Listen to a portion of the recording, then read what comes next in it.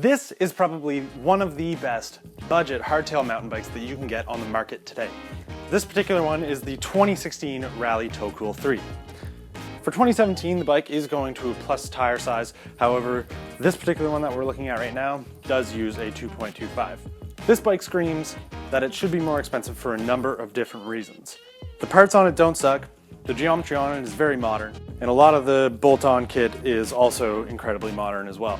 The frame is a 6061 aluminum with a tapered head tube at 67.5 degrees. The dropouts are through axle at 12 by 142, and it does have this really short chainstay section. It's a threaded bottom bracket, and on this bike they do put an external bottom bracket on it. The fork is supplied by SR Suntour.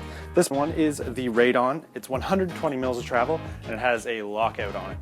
It's a full Teor 10-speed drivetrain. It uses a 1x race face narrow wide up front and an 11 through to 36 cassette in the rear. The brakes are Tektro Arigas with 160mm rotors front and rear. The wheels are Weinmann U32 TL rims laced to Joytech hubs.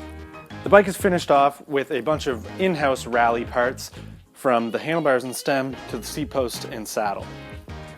Now there's a lot of touches about this bike that, like I said, make it seem like it should probably be a little more expensive than it is. And this particular bike is $1,300 Canadian. Now the beauty is you don't need to let that budget price deter your level of riding away from getting something like this. There isn't anything on here that's so low end that a more experienced rider would feel hindered by any of it. In fact, if your bike isn't particularly modern, this would probably be a huge improvement over whatever it is that you've been riding in the last, 5 or 10 years.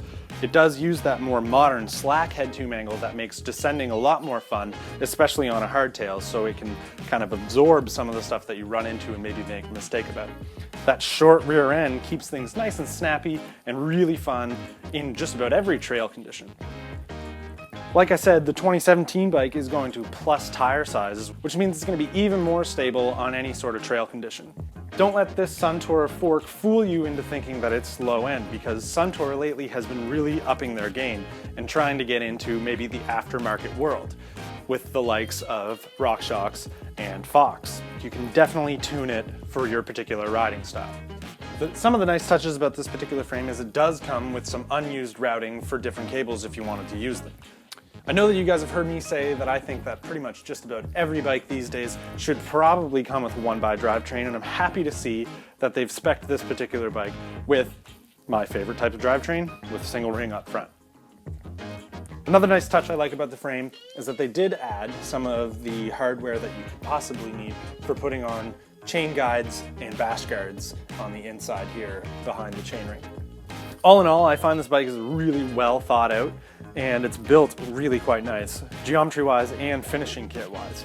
It's something that beginners, along with more experienced riders, could really go out and enjoy and really push the limits of, especially on the trails that we have here in Nova Scotia.